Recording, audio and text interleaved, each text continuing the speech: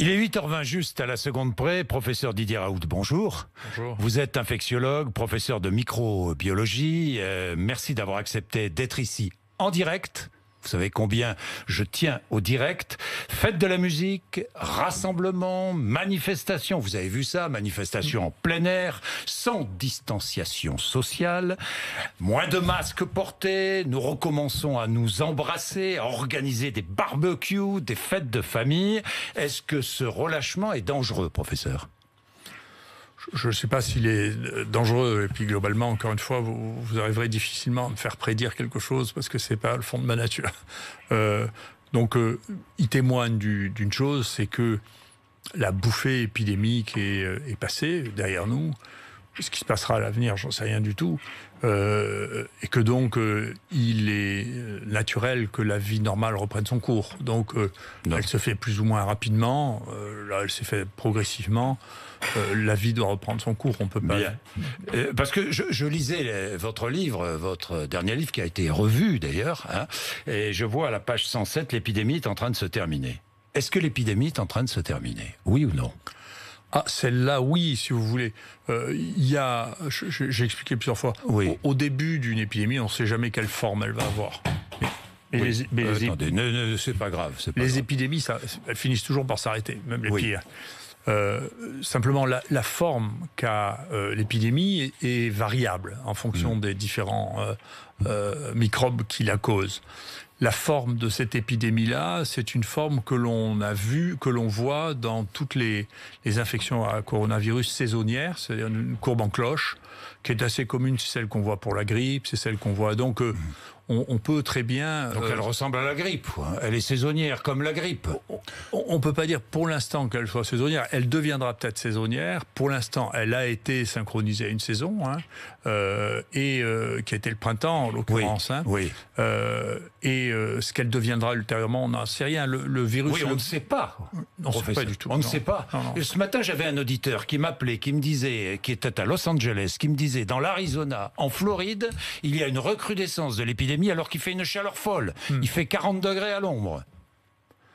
Oui, ça c'est une illusion assez européenne, si vous voulez. C'est de penser les maladies que nous avons décrites ou que nous avons découvertes à l'époque où beaucoup de sciences étaient inventées en Europe et qui étaient saisonnières l'hiver. On a fini par penser que c'était des maladies liées au froid. Oui. Ce qui n'est pas vrai, parce qu'il y en a en Afrique.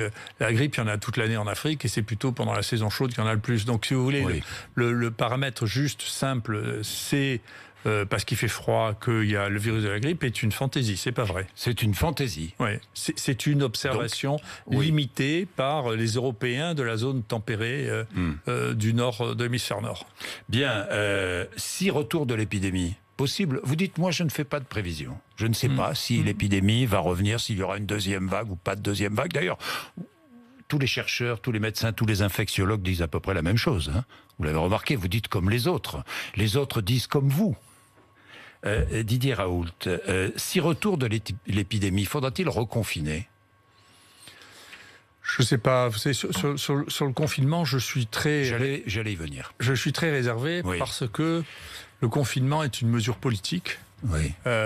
Et que en tant que tel, les facteurs qui déterminent que l'on va confiner ou pas confiner ne sont pas que des facteurs scientifiques et médicaux. Donc il y a des éléments dans le confinement qui, écoutez, c'est meilleur pour la société plutôt que les gens soient affolés. Le lien de causalité, ce que nous on appelle le lien de causalité, la démonstration que le confinement généralisé permet de mieux maîtriser l'infection n'est pas claire. Bon, la question est plus simple, professeur. Est-ce que le confinement a sauvé des vies en France ? C'est possible, je n'en sais rien. Parce que vous ne savez pas. Dedans, moi je rappelle souvent, mais comme je dis longtemps, je peux le répéter, personne ne doit s'en souvenir. Vous savez, le désastre de 40, la panique en 40, en juin 40, a fait que les 2 tiers des Parisiens sont partis sur la route et qu'il y a eu 100 000 morts dans la débâcle. Plus que les 58 000 soldats qui étaient morts jusqu'à ce moment-là. Et donc, la peur panique a des conséquences qui sont dramatiques. Et ça, c'est la gestion du politique de faire qu'il n'y ait pas une peur panique qui saisisse les humains. politiques ont eu peur. Les politiques ont cédé à la peur pendant cette période. Je ne sais pas s'ils ont cédé à la peur ou géré la peur, j'en sais rien. Vous ne savez pas. Gérer la peur, éclairée par qui? Éclairée par des scientifiques, Didier Raoult. Oui et non, parce que... Non. Non. Ce conseil scientifique n'était pas composé de scientifiques? Si vous voulez, les choses sont parties sur une surréaction au départ chinoise, sur quelque chose dont, si les gens veulent bien regarder les chiffres, être lucides, si vous voulez, 6000 morts en Chine dans l'année, si vous voulez, c'est totalement invisible sur cette population. Donc, si vous voulez, d'un coup, il y a eu une surréaction par rapport à l'épisode épidémique précédent où la Chine avait été accusée de dissimuler le début de l'épidémie du SARS. Et je pense qu'ils ont voulu montrer qu'ils ont effectivement une approche extrêmement méthodique et pragmatique de la gestion des nouvelles épidémies. Ils ont voulu montrer que là, il y avait une énorme épidémie, qu'il avait parfaitement gérée. Donc les choses ont commencé à affoler la planète avant même qu'il y ait de cas en dehors de Chine. Et donc ici, il y a eu effectivement une espèce d'excitation autour de ce domaine-là pour une maladie qui, si on l'analyse paisiblement, et surtout si on la gère correctement, et a une mortalité qui est de même nature que celle des infections virales respiratoires d'été, c'est-à-dire que en Europe, par exemple, il y a 10% des morts qui avaient moins de 65 ans, et donc 90% qui avaient plus, et 50% qui avaient plus de 85 ans. Donc c'est pas quelque chose qui est radicalement différent de ce qu'on avait l'habitude de voir, sauf qu'il n'y a pas eu de mort chez les enfants, quoi. Oui, très peu. Ou très très peu. Didier Raoult, vous avez dit hier, moi je vous ai regardé hier. Je vous remercie. Non, comment l'avez-vous trouvé d'ailleurs cette... C'est intéressant, moi je trouve que c'est... Ce moment à l'Assemblée. Je pense que là, je sais pas, je pense que là, les politiques font leur métier, c'est vraiment leur métier, hein, c'est bien. C'est bien, bon. J'étais un ovni, avez-vous dit dans ce conseil scientifique. C'est vrai, non? C'est vrai, vous étiez un ovni. Hein? Pas de vrais sachants dans ce conseil? Écoutez, vous l'avez dit. Écoutez, moi j'ai mes mesures à moi. Si vous voulez, j'ai un conseil scientifique que j'ai monté. Si vous voulez, c'est pas le même niveau. Ouais, vous êtes d'un autre niveau. Je suis pas à Marseille, vous êtes collectivement d'un autre niveau. D'abord, dans les maladies infectieuses, c'est vrai. On nous le fait payer. Là, j'ai mes collaborateurs qui ont été sanctionnés hier au Conseil national des universités pour ça. Ce que je regrette, c'est pas bien, mais enfin, le temps passera. Une victime. Vous êtes une victime, Didier?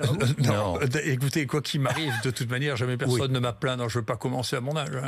Bon, vous n'avez pas commencé à vous plaindre. Non, moi je me plains jamais. Bon. Et les autres ne me plaignent pas non plus, je vous rassure. Mais vous avez dit, si on n'avait pas peur, on aurait eu 2 fois moins de morts. C'est ce que vous avez dit. Si on m'avait écouté, on aurait eu 2 fois moins de morts. Est-ce de la fanfaronnade, ça? Je sais pas si j'ai dit ça. Je crois pas avoir dit ça. C'est rare que j'ai qualifié les choses comme ça. Mais hier, sûrement pas. Non, la chose. J'ai bien pas hier. Non, pas hier. Un autre jour. Ouais. Ce qu'on peut mesurer, si vous voulez, dans les éléments qui sont neutres, si vous voulez, qui ne dépendent pas de l'épidémie ou qui ne dépendent pas de choses annexes, on peut mesurer la mortalité chez les gens de moins de 65 ans. Voilà, ça, c'est très très bon marqueur. Oui. Il est clair que chez nous, la mortalité des moins de 65 ans est très en dessous de celle de la moyenne européenne et que dans la France, elle est supérieure à celle de la moyenne européenne. Donc ça doit vous faire poser des questions. Chez vous? À Marseille. À Marseille. Mais à Bordeaux? À Rennes? Alors, à Bordeaux... Mais je ne sais pas, ailleurs en France. Il faut les regarder. Il n'y a pas que Marseille, Paris, Paris, Marseille. Non, mais ce qui était intéressant, c'est nous, on a des données assez précises. Et on avait... Alors, bien sûr, nous, les stratégies thérapeutiques qu'on a mis en place sur le plan du traitement ont été utilisées beaucoup. Sur le plan des tests, malheureusement, les gens n'avaient pas le choix. Hein. Donc, il n'y avait que chez nous qui pouvaient faire des tests. C'est comme ça.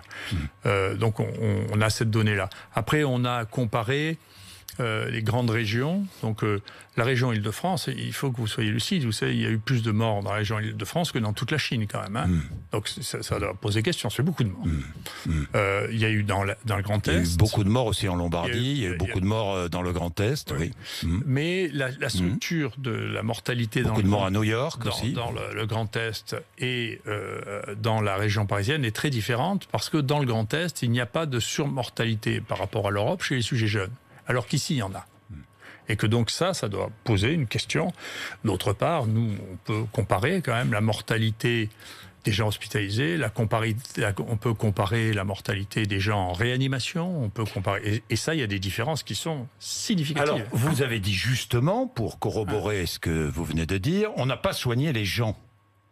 Ah, c'est un choix qui a été fait, effectivement. On n'a pas soigné les gens. C'est-à-dire que vous affirmez que des médecins ont tué des patients, s'ils n'ont pas soigné. Non, gardez vos déductions pour vous-même. Mais ce ne sont pas des déductions. Si, vous faites des déductions. Ce que je vous dis, globalement, quand on dit aux gens, si vous êtes malade, restez à la maison et prenez du Doliprane, on ne soigne pas les gens. Voilà, point final.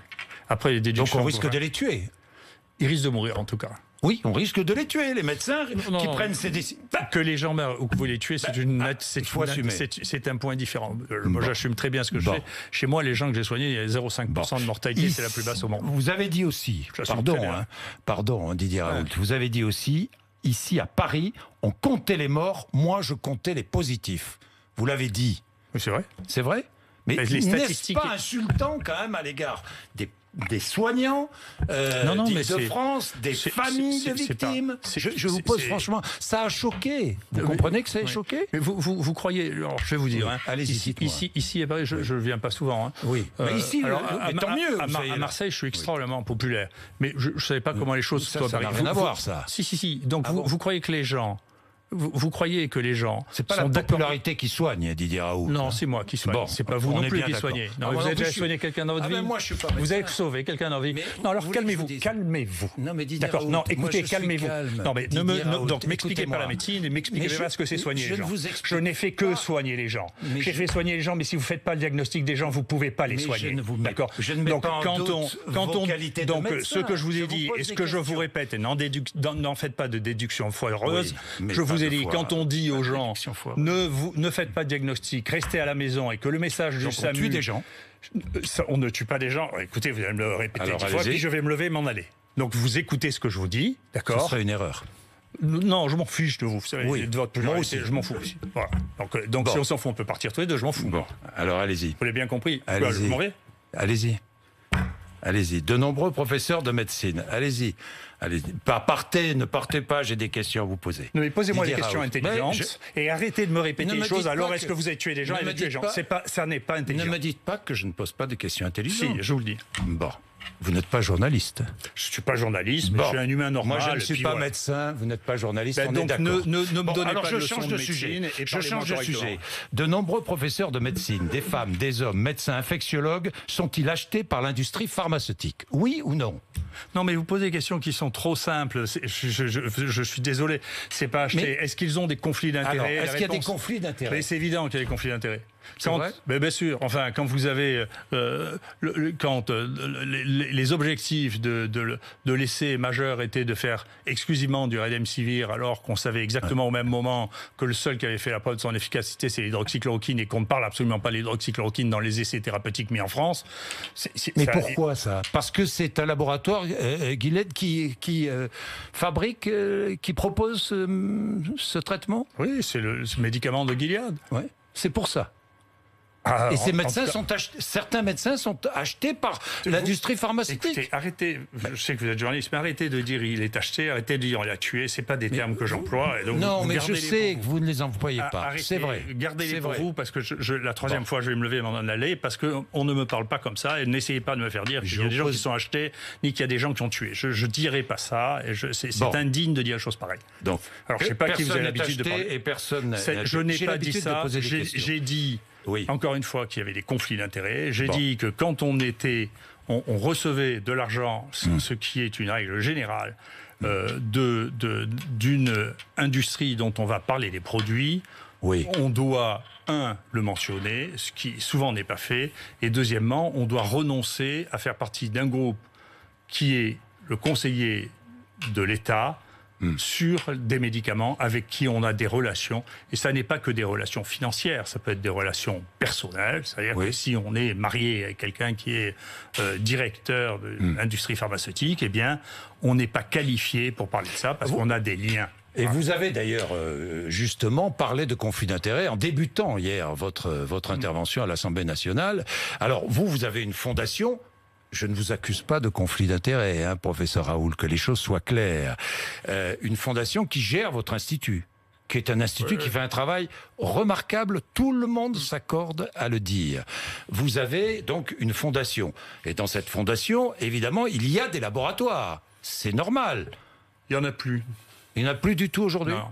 On avait essayé, c'était au moment où les fondations ont été créées, un des objectifs du Grand Emprunt avait été de faire ce qu'on appelle la recherche translationnelle, c'est-à-dire de mettre un pont entre la recherche fondamentale, la recherche médicale et le développement économique. Et donc, on avait fait le tour.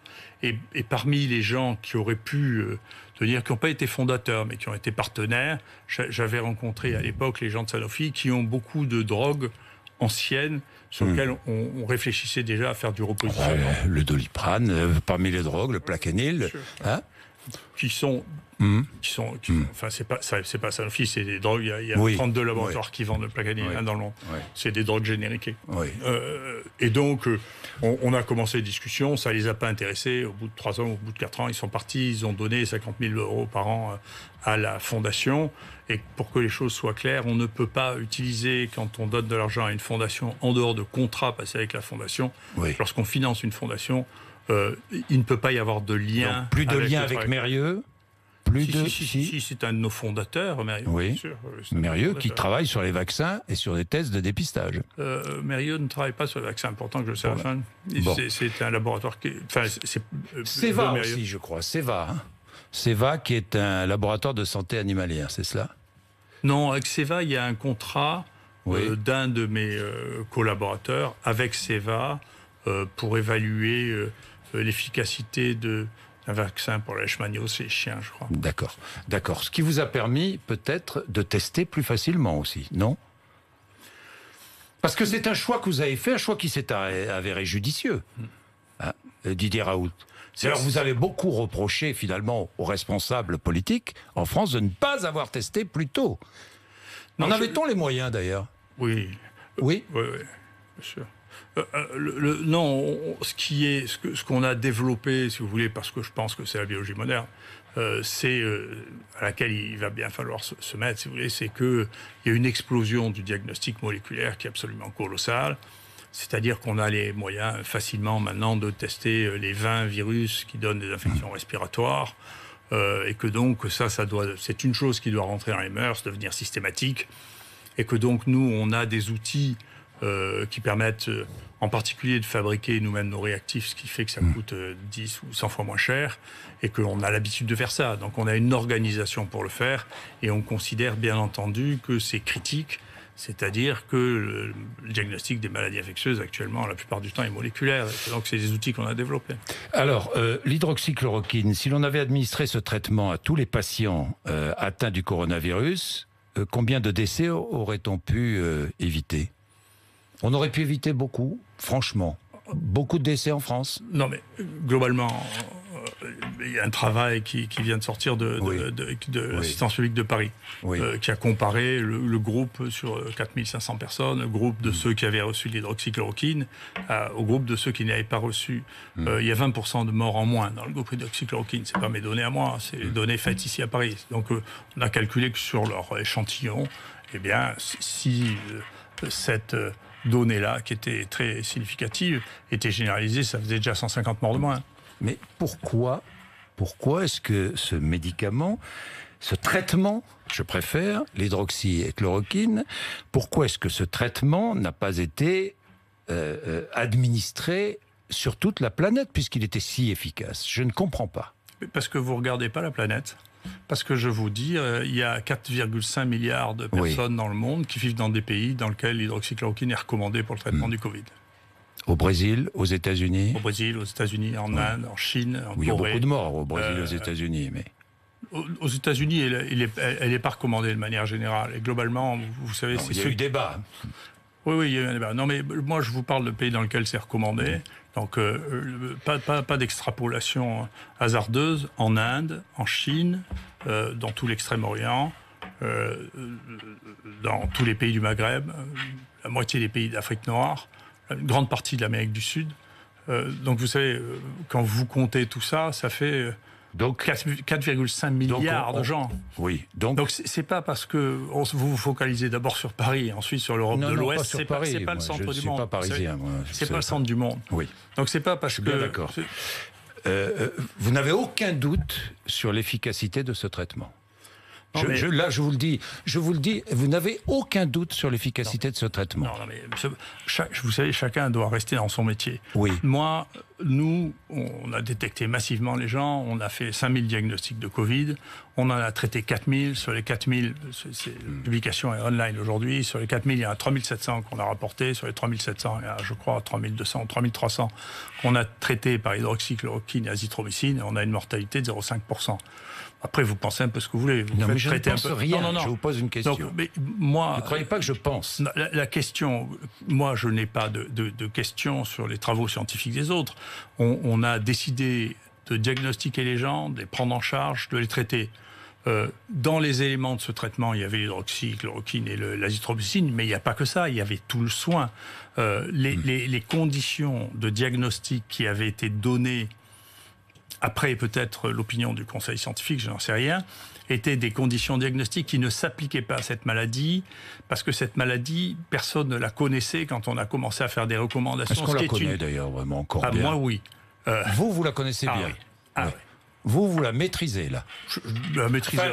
Vous la connaissez bien. En tout cas, mieux que les autres. Oui. Mieux que les autres. Ah oui. Mais vous faites tout mieux que les autres ou pas? Non, mais écoutez, qu'est-ce que vous voulez que je vous dise? Je m'en fous. Attendez, j'ai une série mondiale, personne n'a ça. Personne n'a autant de données, personne n'a testé autant de gens, personne n'en a vu autant, et personne n'a les données que nous avons maintenant sur les séquelles dont vous n'avez même pas encore entendu parler. Donc oui. Si j'ai entendu parler des séquelles, malheureusement, à travers des témoignages d'auditeurs sur RMC, par exemple, comme ce matin, une auditrice 4 mois après son Covid, qui souffre de problèmes cardiaques, qui a l'impression d'avoir un infarctus tous les 2 jours, qui est essoufflée en permanence. Je sais. Que savez-vous justement sur ces séquelles, puisque vous connaissez cette maladie? Que savez-vous sur ces séquelles? Sur ces séquelles, effectivement, on se rend compte que, y compris chez des gens qui n'étaient pas considérés, que nous avons diagnostiqué, chez qui on a fait des scanners. On a fait beaucoup de scanners, pas autant que ce qu'on pouvait, mais on a déjà fait 2300, ce qui est plus que les autres. Donc on a analysé. Dedans, on a trouvé des lésions, y compris des lésions sévères. On a trouvé chez 65% des gens qui n'avaient pas de signes respiratoires. Donc à qui on disait au SAMU, c'est pas la peine de venir. 65% d'entre eux avaient des lésions au scanner. Dans ces 65%, dans ces gens, il y avait 11% des gens qui avaient des lésions sévères au scanner et qui n'étaient pas considérés comme devant être... S'ils avaient téléphoné au SAMU, on leur aurait dit de ne pas venir. C'est les consignes qui étaient données. Dans ces gens-là, nous les avons reconvoqués. On a reconvoqué 200 pour voir ce que devenait ça, pour savoir, parce que les Chinois, il fallait la littérature chinoise aussi. Les Chinois ont décrit des fibroses pulmonaires, c'est-à-dire qu'il y a des espèces de cicatrices envahissantes qui se mettent au niveau des poumons, et effectivement, on trouve ça. Donc il y a 30% des gens qui sont passés en réanimation et qui en sont sortis, qui maintenant, eux, c'est pas la deuxième vague d'infection, c'est la deuxième vague de la maladie. Il y a les séquelles de la maladie. Il y a 30% qui ont des fibroses. Ouais. Et on ne sait pas jusqu'où ça va. En Chine, il y a des gens... Donc là, on ne sait pas. Non, on ne sait pas. On regarde les choses évoluer à notre niveau. On sait qu'il y en a qui peuvent évoluer peu, mais il y en a qui peuvent évoluer très mal, puisque les Chinois ont fait 3 greffes pulmonaires. Ce qui veut dire qu'on ne sait pas tout. Loin de là. Non, bien sûr. Pour l'instant, on en est à ce stade-là. Nous, ce qu'on est en train de découvrir, qui n'avait pas été décrit par les Chinois, parce qu'on utilise beaucoup un appareil d'exploration du cerveau qui s'appelle le PET scan, on est en train de voir les modifications cérébrales qui ont été associées en particulier avec la perte de l'odorat. Et on est en train de comprendre pourquoi il y a des gens qui ont des troubles de concentration, des troubles de mémoire. Et on voit les images qui nous permettent de savoir où c'est et qu'est-ce que c'est. Je reviens sur les politiques. Certains nous ont menti, franchement. Je sais pas ça. C'est pas du mensonge. Bon, j'oublie le mot. Et Emmanuel Macron vous consulte toujours, vous téléphone toujours? Je lui fais parvenir toutes les informations que j'ai. Oui, régulièrement. Régulièrement. Il en tient compte. Écoutez, Non, mais il moi, vous j'ai- répond. Ce que je veux dire, j'en tiens compte, il vous répond. J'ai vu un certain nombre de choses que je lui avais dit qui ont été Oui. utilisées. Donc, Les médailles pour les soignants, c'est vous? On dit que c'est vous. C'est vrai? parce que Racontez-moi. non, mais vous, il y Médailles- avait bah, quoi, les médailles de l'épidémie? il y avait une médaille des épidémies Oui. qui Oui. existait, et ça fait partie des choses qui ont été remaniées et sous Pompidou. Et tout ça a été regroupé avec l'ordre du mérite, et toutes ces médailles spécifiques ont disparu à cette époque-là. Et je trouve que c'est bien de marquer symboliquement pour les gens qui ont investi beaucoup, il y en a eu beaucoup, Ouais. des gens qui ont investi beaucoup, c'est bien de marquer symboliquement que l'État leur est reconnaissant. Oui, vous avez vu l'hôpital public et privé, d'ailleurs, les derniers chiffres annoncés, là, Olivier Véran, qui est prêt à injecter 6 milliards, je dis bien 6 milliards d'euros pour augmenter les salaires à l'hôpital. Hôpital public, EHPAD et aussi dans le privé. 6 milliards, c'est indispensable. C'est indispensable parce que, si vous voulez, Oui. encore une fois, je trouve qu'on ne regarde pas suffisamment les données réelles, les chiffres. Et pour la santé, c'est assez simple. Il y a quelque chose qui est produit par l'OCDE tous les ans, qui s'appelle Human Health at Glance.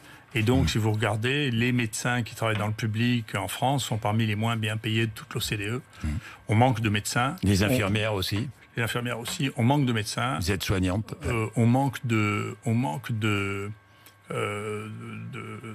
d'équipements en radiologie, qu'on est un des plus mal placés. On manque de scanners, on manque de trucs. Et ça a été une vraie volonté politique qui a des décennies, qui était un mécanisme intellectuel qui disait si on diminue l'offre, on va diminuer la demande, ce qui est un fantasme. Et donc, moins de médecins, moins de machines pour diminuer l'offre. Est-ce que vous regrettez de vous être exposé médiatiquement comme vous l'avez fait, non? Je vous dis ça parce que certains disent, ou peut-être le dites-vous, je suis le professeur du peuple contre les mandarins. Non, mais c'est les autres. Écoutez, je m'en Ils ont fous. des raccourcis. Non, mais je m'en fous un peu de ce qu'on dit Vous pour en dire la foutez. vérité. Complètement. Ça m'indiffère. Vraiment. Ça Ce m'indiffère. qu'on dit de vous, vous en foutez. Je m'en fous complètement. Ouais. C'est pas mon problème. Ouais. Quel est votre problème? Je n'ai pas de problème du tout. Je vais très bien. Non, mais je vous dis ça comme ça, quoi. Non, mais vous savez, moi, la seule chose qui m'intéresse, c'est l'estime de moi-même. C'est un point très important. Donc, j'essaie d'être en accord avec Vous avez moi-même et pas avoir honte de moi. Je fais ce qu'il faut pour.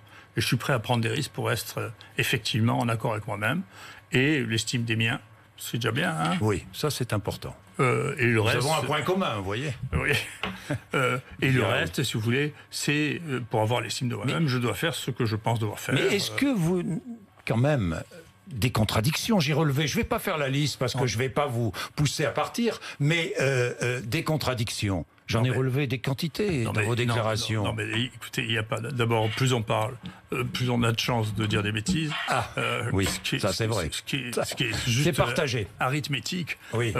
Deuxièmement, l'idée que les humains, moi je ne suis pas un disque, l'idée que les humains ont et disent et expriment les choses de la même manière, ou même pensent la même chose à tous les moments, est un fantasme.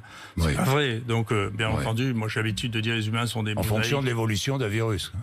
Oui, et puis en fonction de la perception qu'on a des choses, vous savez, notre perception des choses n'est pas du tout une perception objective. On a une perception des choses qui évolue avec la connaissance, la réaction que l'on perçoit. On interagit avec le monde dans lequel on est. Donc, bien entendu qu'on Mais change. vous vous rendez Vous compte croyez pas que je suis aujourd'hui comme- de comme quand l'importance j'étais à 3 ans.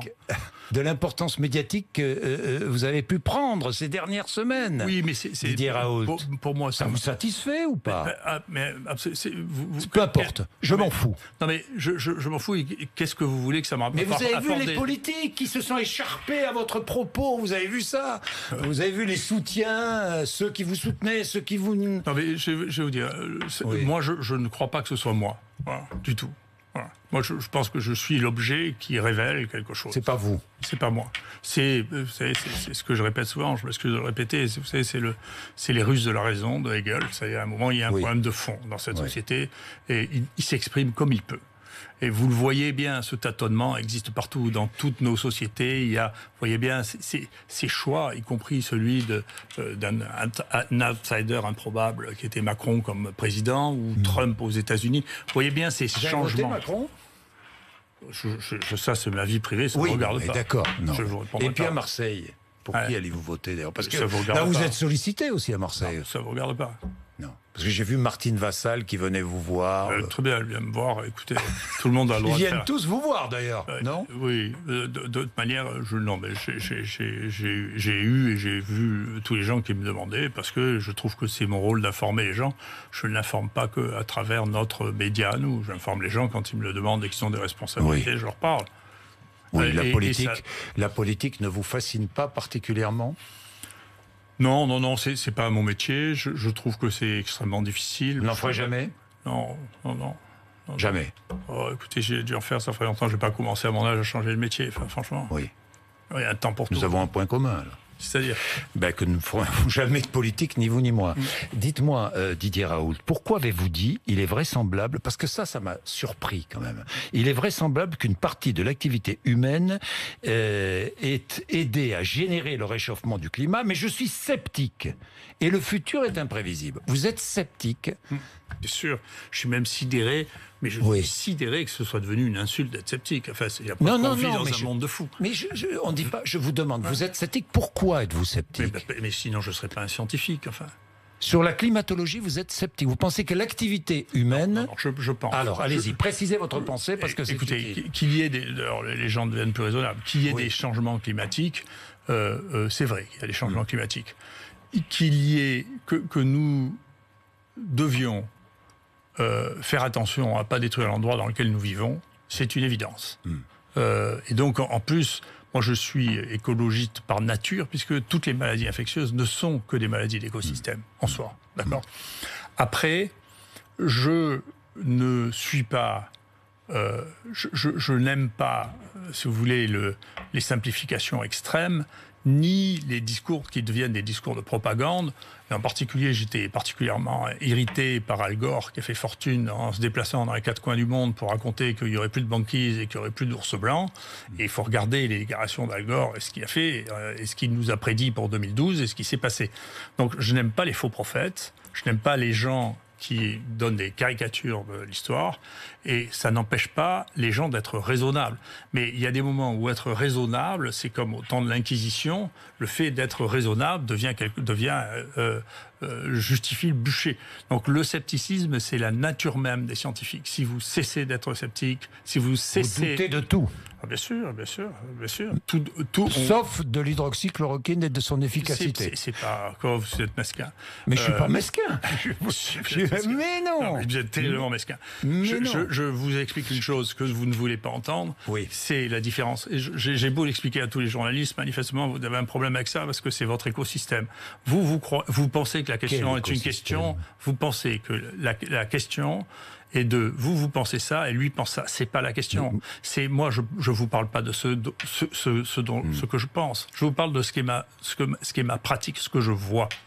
Peut-être que mes sens me trompent. L'efficacité, donc, de ce que vous voyez. de ce On est d'accord. de ce que je fais. Donc il y a une différence entre dire et faire. Vous Voilà. savez. Vous faites et vous ne doutez pas du résultat de ce que vous avez fait. Non mais écoutez-moi, dans le... Mais il faut l'assumer très bien, mais ça ne me attendez, gêne dans pas, moi. l'IHU, Allez-y. il est mort Oui. 38 personnes parmi les Oui. gens qui avaient un Covid et qui sont morts, moins que partout ailleurs, et je sais exactement de quoi ils sont morts.